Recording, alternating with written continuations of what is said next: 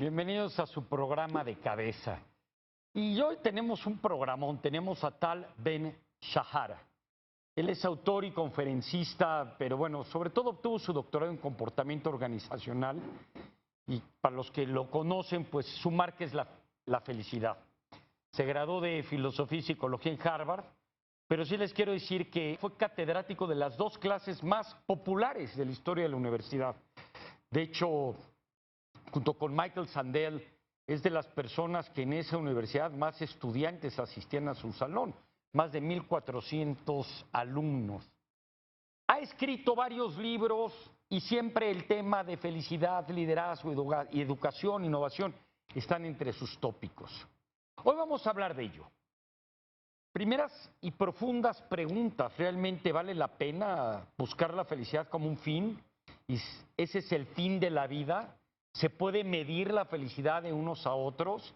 ¿Qué tanto nos afecta la felicidad de cosas exógenas como el sueldo, el trabajo, la pareja que tenemos, la religión en la que creemos?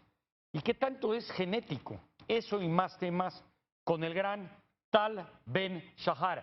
Tal, it's a pleasure to see you again. Thank you very much to be with us. Very good to see you again. I hope next time we meet will be in person rather than virtually. Absolutely. We actually you were a rock star at Ciudad Las Ideas. Well, everywhere you go. So that's a very easy way to be happy. I mean, first of all, share with us some of your credentials and tell us a little bit about you and what you're doing. And then if we could talk about happiness and get involved deeply in this topic, it will be a pleasure. Please, welcome. Great, thank you. So, my life trajectory changed 5 years ago. So until that point, I was, teaching at the universities. I still do. I'm in Colombia now. And but 5 years ago, I was on a flight. Remember those days when we used to fly? So I was on a flight, and suddenly a question came to me. And the question was, how is it that there is a field of study for psychology, which is my field, for philosophy, for history, for geography, biology, you name it, but there is no field of study for happiness? So there is positive psychology, but that's just the psychology of happiness. What about what philosophers had to say about happiness, and psychologists and neurologists and historians and economists? And what about what religion had to say about philosophy? So I decided then and there to create a field, or rather an interdisciplinary field, of happiness studies that will look at happiness through the lens of psychology, of course, and neuroscience, and history, and economics, and theology, and so on. And this is what I've been doing over the 5 years. I created the Happiness Studies Academy, and we're offering courses, and we're doing research and creating a new field of study that aims to answer two questions.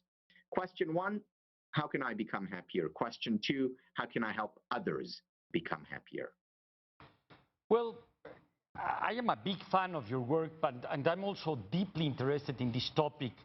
And of course, following philosophers from Aristotle to Stuart Mill and Benham Jeremias, and today I have been reading you, and of course, Dan Gilbert, who is also a good friend, and to try to understand if you could compare happiness and what's the meaning of happiness, etc., etc.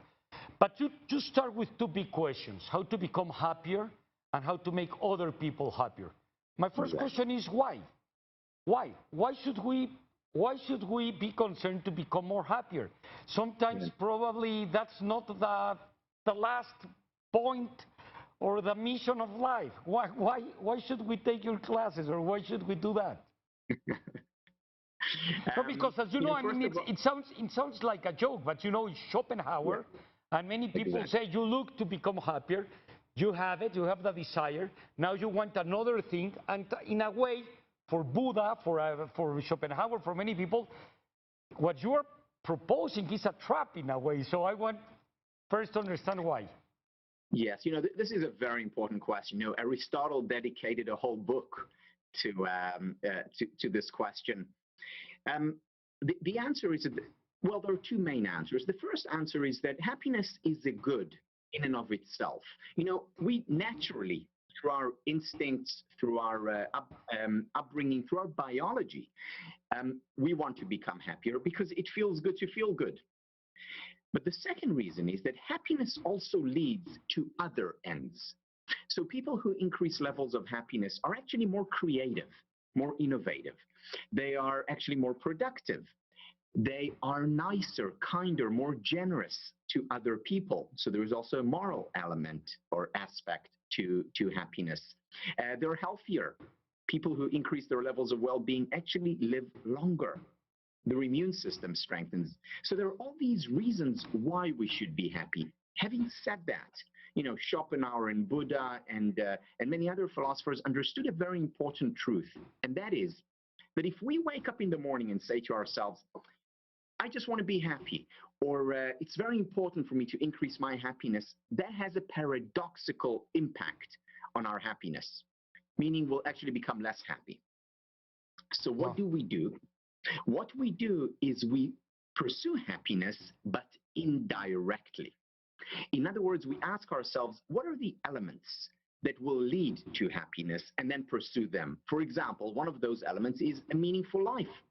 So if I wake up in the morning and say, I'm going to look for meaning in what I do, that will actually increase my levels of happiness. Another thing that increases level of happiness is physical well-being. So if I say to myself, I'm going to start exercising regularly, and I do that, that will make me more happier indirectly. And if I invest in my relationships, that is another indirect way of pursuing happiness. So pursuing happiness directly, actually not helpful. Indirect pursuit of happiness, that contributes to our overall well-being. In a way, it's like the sunlight. If I look at the sun directly, it's going to hurt my eyes. But if I look at it indirectly through a prism, in other words, the colors of the rainbow, then I can enjoy it and derive benefit from it. Same with happiness. Imagine talking about this way indirectly, that for some people gives them happiness to hurt other people. Or even, even there are people that, if things are very easily, they don't love it. They say no pain, no gain in a way. Mm-hmm. Or that it's in a way self-destructive. Probably for many people that smoke cigarettes, in the long run, they won't understand it, but in the short run, that's happiness. Where these kind of things come within the equation? Yeah, no, it's very important to have a discussion around these ideas. And essentially, having a discussion around these ideas is having a discussion around the definition of happiness. So if we define happiness as feeling good, we have a problem. Because then, I'm so happy lying on the beach and doing nothing, or I'm so happy, smoking or injecting. And these things may, and for many people obviously do, contribute to short-term pleasure. But happiness is not short-term pleasure. Happiness is about emotions. However, it's not just about pleasurable emotions. It's also about learning to deal with painful emotions. Happiness is also about cultivating deep relationships. And in every relationship, you have your ups and downs. It's not just, a straight line upwards. Happiness is about intellectual learning. It's about asking questions. It's about investing in something, and that sometimes is painful. Happiness is also about, exercising, and exercising is not always easy. And finally, happiness is also about finding a sense of meaning in life. And finding a sense of meaning in life means hard work. Finding a sense of meaning in life also means doing things that do not provide me immediate pleasure. These are great. We could elaborate about what we're talking about, because you're very provocative, and I always learn from you, and thank you. It's because there are so many words that you mentioned, but I would love to elaborate a little bit about the last one, about meaning of life. As you know, yes, as you have mentioned it, it's an intersubjective thing, happiness. For every person could mean a different thing. And talking about meaning of life probably could be like two routes. One is those that believe that there is an intelligent design and you just discover what God has to tell you to become happy or whatever, and you're an instrument of another or whatever, And if you follow the rules, you will be happy because there's a meaningful of life in an objective way. Or in another scenario, you create your own purposefulness. You create your own meaningfulness. And that will probably make you much more happier, even if it's a little bit much more expensive and much more difficult for you. Yeah. What kind of purposefulness or meaningful of life are you talking about? Or it's both? Because if it is the first one, it's a good example by Nozick, as you know him, who was also a professor at Harvard, that will tell you, well, probably you will be very happy if you have something in your brain that will make you feel very well and will give you a purpose of enjoying, but you will not be really living the life. Or a person that will follow the rules of a God, whatever that God it is, but it's not your life itself, but you're happy and you're following the. So I just want to get into that talk, please. Good. Yeah, so, Robert Nozick, I mentioned this to you in the past, was my thesis advisor. So, I'm very familiar with his work and with his experience machine. What if you could be stuck to a machine that would simply make you feel great? Is that happiness? And his argument is that it's not, because it's not real meaning. And for something to be meaningful, it has to be real. It's not just the experience of something. The person who has really addressed the topic of meaning is Viktor Frankl. Viktor Frankl, in his book Man's Search for Meaning, which if any of our viewers has not read it, I would recommend it. Put it on the top of your list. Man's Search for Meaning. And he makes a distinction between the meaning of life and the meaning in life. Now, the meaning of life is what you were describing, the reason for being. Why was I put here on earth? And of course, when we have a religion, it makes it a lot easier to find the meaning of life. Well, if I'm religious and believe in God and God put me here, well, the meaning of my life is to serve God or to follow his word or her word. However, what if you're not religious? Well, then it becomes more complicated, more difficult to find the meaning of life. Albert Camus, who was, alongside Sartre, created the modern existentialist movement. So Albert Camus once said, at every moment in my life, I have to make a choice. Do I drink a cup of coffee or do I kill myself? And the reason he said it, and only half jokingly, is because he didn't believe in God. He had to invent a sense of meaning and purpose at every moment in his life that would justify life, his life. So what do we do short of religion? Well, we find meaning in something else. We find meaning in helping other people. We find meaning in starting a business, in providing for our family, in spending quality time with people we love. There are many ways finding meaning, but it's not necessarily the meaning of life, it's meaning in life. And this is an important point because literally at every moment in our life, we have a choice. And the choice is to find meaning in what we do. Whether you're an investment banker, whether you're working in a homeless shelter, whether you're a monk or a rabbi or a priest, or whether you are a teacher, it's always possible to find meaning. How is my work making a difference in other people's lives? How are my actions impacting the world in a positive way? And if we live this way, we won't only be better human beings, we'll be happier human beings. And this is the connection between the moral and the practical. There are two sides of the same coin. Amazing, Tal. Now I understand why you're the most popular. You were, and you are in many ways, the most popular professor and teacher, not only because of the content of what you bring to the table, but the way you express it, and I appreciate it very much. But you brought to the table Albert Camus and the myth of Sisyphus, and I would try to explain myself, and much more in English. For a person like Camus and for many others, even if you try to find the meaning of life, it's a kind of self-deception, because probably you could enjoy only living without having a meaning. Of course, you will tell me, well, the meaning of life is just only living life. and not create a self trap that you have a purpose and do the better for the world and change the life of others and change your life.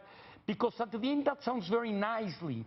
But I don't know how much important it is when you understand the universe and you're a very, very finite part of it.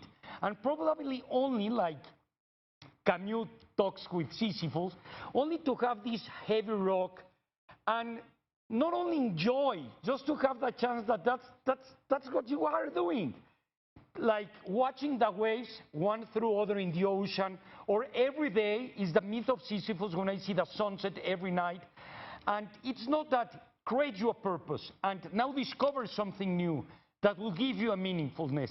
But probably could be much more difficult, even if go against logotherapy of Viktor Frankl, to say, well, probably to survive a Holocaust, I have to create me a purpose to survive it.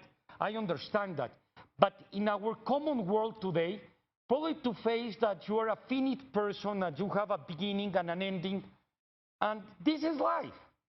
I don't know if that could be the meaning. And the question for you, Tal, as you know, there have been many, many questions about what's the secret of happiness.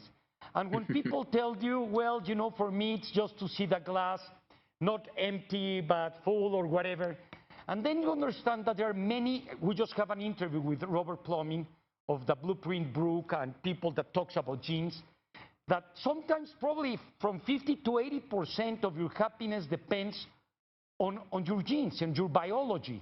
And even if you tell you have to do exercise and you have to have a purpose and you have to shout and love you, I mean, thank you, my friend, but it's not in my biology. I'm sorry, these are, because it's very, we should have 3 programs with you, I'm sorry.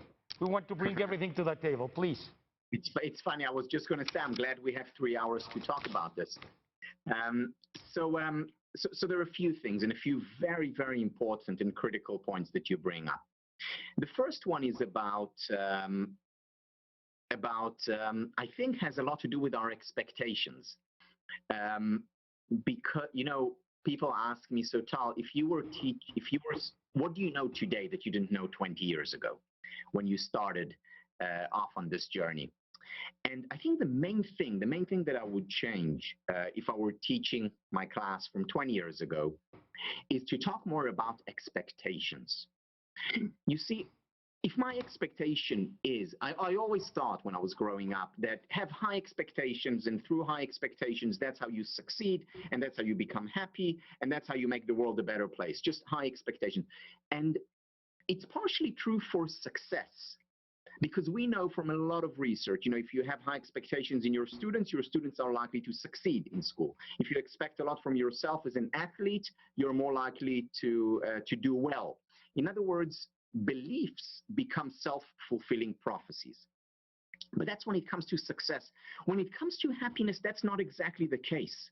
It's much more nuanced than that. Let me give you an example. So let's say, you know, I decide that I want to become an expert in happiness studies or in positive psychology. And my expectations are, given the fact that I will become an expert in it, that I will be happy all the time, that I will experience a constant high. I'm inevitably going to be disappointed. I'm inevitably going to experience frustration, anxiety, and unhappiness. What I need are real expectations. Real expectations are that, yes, I will increase my levels of happiness by doing exactly what you were talking about, exercising regularly, by spending more time with loved ones. I will increase my levels of happiness, but that will not make me happy all the time. It will simply increase my base level. And again, base level is very much determined by genes. So from here, I will go to here, not to here all the time. So having lower expectations, or in other words, realistic expectations, is important. I'll give you another example. You know, I fall in love and I marry my sweetheart. And of course, I will live happily ever after, right? No. There is no constant high, even in the best of relationships. There are conflicts, there are difficulties, there are hardships. And if I enter a relationship with the expectation that it will be smooth ride, happily ever after, I will experience frustration, anxiety, disappointment, and higher likelihood of relationship failure. Incredible. So the idea of expectation is so important for happiness. And I really appreciate very much the distinction you did between success and happiness, because as you know, John Locke says the equation for success is what you expect, what you achieve. And sometimes if you have very high expectations, you won't be so successful and probably you will be very unhappy. But sometimes mediocrity could be part of the equation, because don't ask for very much and you'll be happier. But what I like about what you bring to the table is try to be realistic about your expectations. In that sense, and talking about biology, there is the first question I will have for you related with what you said about, imagine I have two scenarios. One is, okay, I will be, even that it's a impossible expectation to get, I will live a very moderate, happy life all my life. Or scenario two, I will suffer a very terrible and painful thing, very terrible, but afterwards I will have a very, very extremely happy moment. As I have seen, people will choose the first one. What about the opposite of happiness, the part of pain, and the expectations of pain, which is what fear is about? Yeah. So first of all, if you asked if the Buddha was here instead of me, he would say, look, life is about suffering.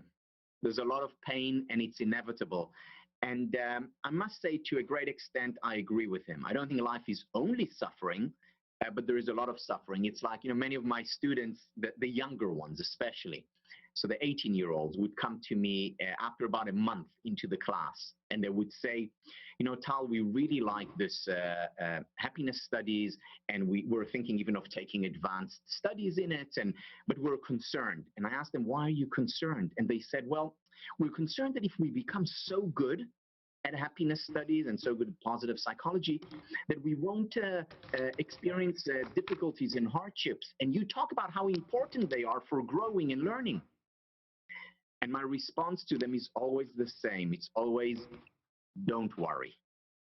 Life will take care of you. Life always takes care of us. In other words, it always brings suffering. That is inevitable. The question is not whether or not there is suffering. The question is what we do with the suffering, what we do with the pain, with the anxiety, with the sadness, with the frustration. Can we learn and grow from it, or do we allow it to bring us down? Yes, and the relation with pain versus with happiness it's also pretty interesting in the psychological way.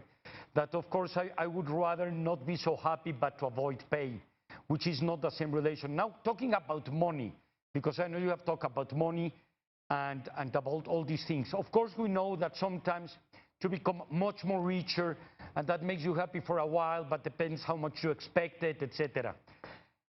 But what about status? I mean, what's much more important in the studies that you have done?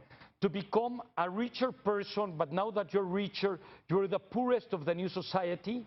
Or to be a poorest person, but you be the richest of that society? What have you found? Yeah, so first of all, we need to make a very clear distinction between money that we need for survival and discretionary income. So money that we need for survival, there's no substitute for that. Meaning, in that respect, providing for our basic needs, for food, for shelter, for basic education, that's important for happiness as well. But beyond the basic levels, our relative wealth is more important than our objective wealth. In other words, as you say, I can be extremely wealthy, but live in an even wealthier neighborhood, and I won't feel rich. I will actually feel that I don't have enough in all likelihood. Whereas having a lot less, but having more than others will make me feel more. Why? Because there is no beyond food, shelter, and maybe education, there is no objective value to wealth. Wealth is only measured relative to others. Tal, thank you very much. For me, it was very meaningful, and you make me much more happier, and I'm sure to all our audience. I strongly recomiendo enormemente los libros de Tal. los podrán ver. If somebody wants to take a class with you, do you have well, if you could send us later your online website or where we can take certificates with you or classes with you, could you please share it with us? Yes, of course. It's the happinessstudies.academy, and I will send it to you. Thank you. Muchas gracias. It was an honor and a very happy moment. Thank you very much. Have a great Sunday. Thank you. You too. Señoras y señores, uno de los temas más complejos y más analizados en la historia de la humanidad. No solamente desde la filosofía griega, sino desde que existe el ser humano. ¿Cuál es el propósito de la vida? ¿Qué tan importante es que ese propósito sea la felicidad? ¿Qué significa? ¿Qué nos las trae? ¿De qué depende? ¿En qué sentido? Este es un programa para pensar sobre pensar. Y tal lo ha logrado. Esto es de cabeza. Muchísimas gracias. Quédese con nosotros en ADN 40. Y por qué no, que sea muy feliz. Se lo deseamos. Buenas noches.